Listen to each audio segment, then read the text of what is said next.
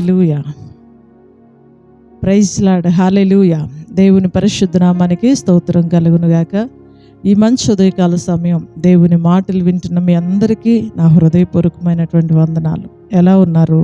మీరు, మీ కుటుంబాలు, మీ బిడ్డలు క్షేమంగా ఉన్నారా? దేవుని మహాకృప మీకు, మీ కుటుంబాలకి తోడై ఉండునుగాక. ఆమేన్.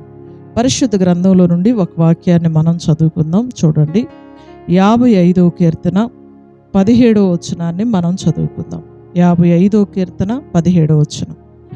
సాయంకాలమున, ఉదయమున, మధ్యాహ్నమున నేను ధ్యానించుచు మొరపెట్టుకుందును, ఆయన నా ప్రార్థన ఆలకించును. హల్లెలూయా. దావీదు భక్తుడు ఈ కీర్తనని వ్రాశాడు. ఆయన రాస్తూ చెప్పినటువంటి అమూల్యమైన మాట ఏంటంటే, నా ప్రార్థన ఆయన ఆలకించును, ఆయన నా ప్రార్థన ఆలకించును. మనం ఆరాధిస్తున్న మన తండ్రి అయిన దేవునికి ఉన్నటువంటి అమూల్యమైనటువంటి విషయం ఏంటి అంటే, ఆయన ప్రార్థన ఆలకించే దేవుడండి. బైబిల్ గ్రంథంలో 65వ కీర్తన 2వ వచనంలో కూడా ఈ మాట వ్రాయబడి ఉంటుంది. ప్రార్థన ఆలకించువాడా, సర్వ శరీరులు నీ యొద్దకు వచ్చేదరు అని. నిజమేనండి. మనం ఆరాధిస్తున్నటువంటి మన తండ్రి అయిన దేవుడు ప్రార్థన ఆలకించే దేవుడు. దావీదు భక్తుడు కూడా ఈ మాట చెప్తున్నాడు, ఆయన నా ప్రార్థన ఆలకించును అని. ప్రార్థన ఆలకించే దేవుడు. మనం మొరపెట్టుకున్నప్పుడు ఆయన మనకు ఖచ్చితంగా సహాయం చేస్తాడండి. దావీదు భక్తుడు ప్రార్థన దేవుడు ఎప్పుడు విన్నాడు? చాలామందికి తెలియని విషయం ఏంటంటే, దేవుడు ప్రార్థన ఆలకిస్తాడు కదా, ఏదో మన అవసరత అప్పుడు మందిరానికి వెళదాం, మనకు రోగం వచ్చినప్పుడు ఆయన దగ్గరకు వెళదాం, ప్రార్థన చేసుకుందాం, ఆయన మనకు సహాయం చేస్తాడు అని. ఏదో మనకు ఒక సమస్య వచ్చినప్పుడు ఆయన దగ్గరకు వెళదాం, ప్రార్థన చేసుకుందాం, ఆయన మనకు సహాయం చేస్తాడు, ఆయన మన ప్రార్థన ఆలకిస్తాడు అని అందరికీ తెలుసండి. కానీ బైబిల్ మనకేం తెలియజేస్తుంది? భక్తులైన వారు ఏమని రాశారు? దేవుడు వారికి ఎలా సహాయం చేశాడు? వారి ప్రార్థన దేవుడు ఎలా ఆలకించాడు అంటే, అవసరత కోసం మాత్రమే కాదండి. ఉదయకాలం, మధ్యాహ్నం, సాయంకాలం 3 పూట్ల ప్రార్థన చేసుకున్నారంట. 119వ కీర్తనలో భక్తుడు ఒక మాట రాస్తాడు, దినమునకు 7 మారులు నేను ప్రభువుని స్తుతించెదను అంటాడు. చూడండి, రోజుకు 3 సార్లు, రోజుకి 7 సార్లు వాళ్ళు ప్రభు పాదాలు పట్టుకున్నారండి. అంటే గొప్ప గొప్ప రాజులకి, గొప్ప గొప్ప భక్తులకి ఉన్నటువంటి మంచి లక్షణం ఏంటి అంటే, రోజు 3 సార్లు ప్రభు పాదాలు పట్టుకోవటం, రోజుకి 7 సార్లు ప్రభు పాదాలు పట్టుకోవటం. వాళ్ళ ఉద్దేశం ఏంటి అంటే, దేవుడు లేకపోతే మనం ఏమీ చేయలేం. టోటల్గా వాళ్ళ ఆలోచన ఒకటేనండి, మనం ఏది చేయాలన్నా దేవుడే మనకు సహాయం చేయాలి, మనం ఎక్కడికి వెళ్ళాలి అన్నా దేవుడే మనల్ని కాపాడాలి, మనం ఉదయకాలం లేచి మరొక రోజుని చూడాలన్నా దేవుడే మనకు సహాయం చేయాలి. అంటే టోటల్గా వాళ్ళు చేసే ప్రతి పనిలో, వాళ్ళు వేసే ప్రతి అడుగులో దేవుని సహాయం కావాలి అని ప్రతిరోజు ముమ్మారు, రోజుకి 7 సార్లు ప్రభు పాదాలు పట్టుకున్నారు.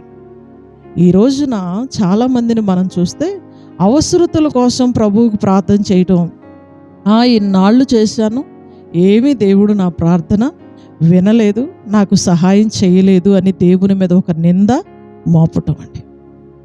నేను ఇన్ని సంవత్సరాలుగా వెళ్తున్నాను మందిరానికి, కానీ దేవుడు నాకు ఏ సహాయం చేయలేదని దేవుని మీద ఒక నింద మోపటం అండి. ఇన్ని రోజులు ఉపవాసం ఉన్నాను, నాకు ఏ సహాయం దేవుడు చేయలేదని ఒక నింద మోపటం అండి. నాకు తెలిసిన ఒక ఆవిడ అంటుంది, 50 రాత్రులు ఉపవాస ప్రార్థనలు పెట్టారు అమ్మగారు, 50 రాత్రులు వచ్చాను, నాకు ఏ సహాయం కూడా దేవుడు చేయలేదు. ఏదో నువ్వు సహాయం కోసం వచ్చి, అవసరత కోసం వచ్చి, అవసరత తీరితే మళ్ళీ ప్రభు దగ్గరకు రావటం, తీరకపోతే మళ్ళీ మానుకోవటం, అలా కాదండి. ఈ భక్తులందరూ దేవుని మీద ఎలా ఆధారపడ్డారు, ఎలా ఆధారపడితే దేవుడు వారి ప్రార్థన విన్నాడు అంటే, దినమునకు ముమ్మారు ప్రార్థన చేశారు. చూడండి, దావీదు భక్తుడు సాయంకాలమున, ఉదయమున, మధ్యాహ్నమున నేను ధ్యానించుచు మొరపెట్టుతుంటిని. చూడండి, ధ్యానించుచు మొరపెట్టుకొందును. ధ్యానం చేస్తున్నాడంట. దేవుని కార్యాలను ధ్యానం చేస్తున్నాడు, దేవుని వాక్యాన్ని ధ్యానం చేస్తున్నాడు. చూడండి, బైబిల్ గ్రంథాన్ని చదువుకుంటున్నాడు, దేవుని వాక్యాన్ని పదే పదే ధ్యానం చేసుకుంటున్నాడు, ముమ్మారు వాక్యం చదువుకుంటున్నాడు, ప్రార్థన చేస్తున్నాడు, దేవుని కార్యాలను ధ్యానం చేస్తున్నాడు. అలా ఏ వ్యక్తి అయితే దేవుని దగ్గర ధ్యానం చేస్తాడో, దేవునికి మొరపెట్టుకుంటాడో, వారి ప్రార్థన మాత్రమే దేవుడు ఆలకిస్తాడు. అందరి ప్రార్థన కాదు సుమా, అవసరత కోసం చేసే ప్రార్థన కాదు సుమా. ఒకవేళ కార్యం జరిగితే జరగవచ్చు, కానీ నీకు నీ జీవితంలో నెమ్మది మాత్రం ఉండదు. ఏదో నీ అవసరతల కోసం, నీ సమస్యల కోసం రావటం, తీరిపోగానే ప్రభువుని వదిలేయటం, మళ్ళీ ఏదైనా ఇబ్బంది కలిగినప్పుడు రావటం. ఈనాడు చాలామందిని చూస్తేనండి, ఏదైనా ఒక రోగం వచ్చినప్పుడు పదే పదే చక్కగా పొద్దున, సాయంత్రం, మధ్యాహ్నం ఎప్పుడు ప్రార్థనలు పెడితే అప్పుడు వస్తూ ఉంటారు, కూర్చుంటూ ఉంటారు, ప్రార్థన చేస్తూ ఉంటారు, నువ్వే నాకు దిక్కయ్యా అని ఏడుస్తూ ఉంటారు. కానీ ఆ సమస్య తీరిపోగానే మళ్ళీ ఇక ప్రభువు లేడు, ఆయన పాదాలు లేవు, ఏమీ లేవు, మళ్ళీ లోకం, పాపం మొత్తం లోకంలోనే. మరలా ఏదో ఒక ఇబ్బంది, శ్రమ, ఒక అప్పులో, ఒక సమస్య, ఒక బాధ కలిగినప్పుడు మళ్ళీ ప్రభు పాదాల దగ్గరికి వస్తారండి. అప్పుడు మళ్ళీ దేవుడు వాళ్ళకి సహాయం చేయాలి, వాళ్ళ ప్రార్థన వినాలి, వెంటనే వాళ్ళకి సహాయపడాలి. అందరూ అది కోరుకుంటారు. అలాంటి ప్రార్థనలు దేవుడు వినడు, వారికి ఏ సహాయం దేవుని దగ్గర నుండి రాదండి. మరి ఎవరికి దేవుడు సహాయం చేస్తాడు అంటే, ఏ వ్యక్తి అయితే రోజుకు ముమ్మారు ప్రార్థన చేస్తారో, సాయంకాలం, మధ్యాహ్నం, ఉదయకాలం ఎవరైతే ప్రభు పాదాలు పట్టుకొని నీవే మాకు దిక్కయ్యా, నీవే మాకు సహాయం అయ్యా అని ఆయన పాదాలు పట్టుకుంటారో, సమయం దొరికినప్పుడల్లా ఆయనను గురించి ఏ వ్యక్తి ధ్యానం చేస్తాడో, ఆ వ్యక్తి ప్రార్థన దేవుడు వింటాడు. ఇక్కడ అదే రాయబడి ఉంది. దావీదు భక్తుడు అదే అంటున్నాడు, సాయంకాలమున, ఉదయమున, మధ్యాహ్నమున నేను ధ్యానించుచు మొరపెట్టుకుందును, ఆయన నా ప్రార్థన ఆలకించును. హల్లెలూయా. వారి ప్రార్థన దేవుడు ఖచ్చితంగా ఆలకిస్తాడు, ఖచ్చితంగా సహాయం చేస్తాడు. దానియేలును కూడా మనం చూస్తే ఈ సమయంలో ఆయన కూడా దినమునకు ముమ్మారు ప్రార్థన చేశాడు. దేవుని వైపు చేతులెత్తి దినమునకు ముమ్మారు ప్రార్థన చేశాడు.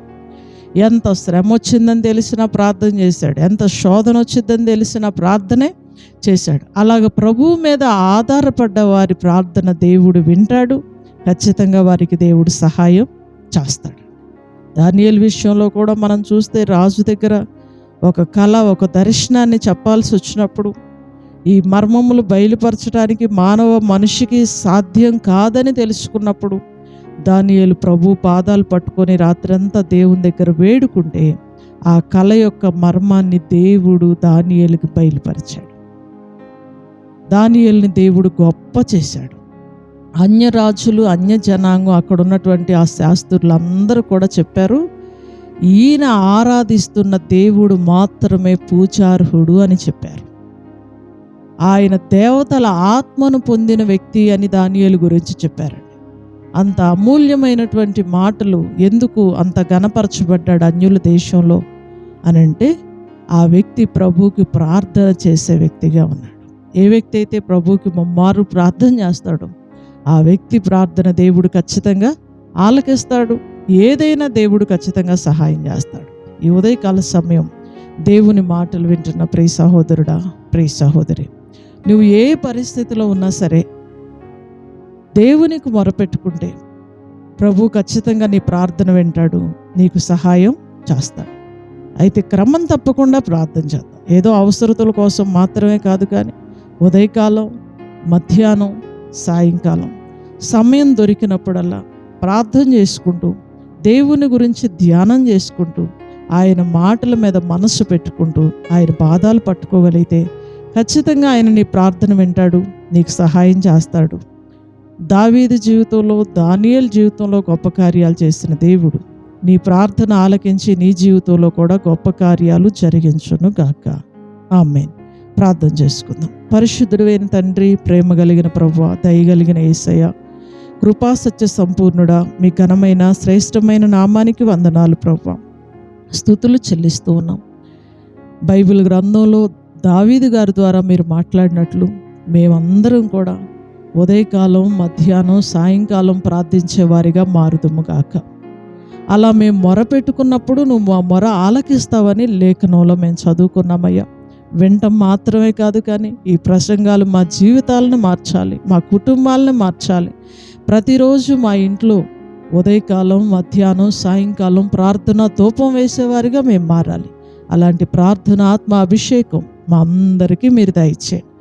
దావీదు వలె మేమందరం ప్రార్థనా పరులుగా మారుదుముగాక. ఒక దానియేలు వలె రోజుకు ముమ్మారు ప్రార్థించే వ్యక్తులుగా మేము మారుదుముగాక. అలాంటి ప్రార్థనాత్మను మీరు మా అందరికీ దయచేయమని, తద్వారా మా జీవితాల్లో గొప్ప కార్యాలు, ఆశీర్వాదకరమైన కార్యాలు జరిగించి కృప చూపి సహాయం చేయమని, నజరేయుడును శక్తి కలిగిన యేసుక్రీస్తు వారి అతి శ్రేష్టమైన నామంలో ఈ ప్రార్థన మనవులు అడిగి వేడుకొంచున్నాము తండ్రి. ఆమేన్. హల్లెలూయా. God bless you. దేవుడు మిమ్మల్ని దీవించునుగాక. అందరికీ వందనాలు. తిరిగి రేపు ఉదయకాల సమయం ఇదే సమయానికి మరలా మనం కలుసుకుందాం. దేవుని మహాకృప మీకు, మీ కుటుంబాలకి తోడై ఉండును గాక.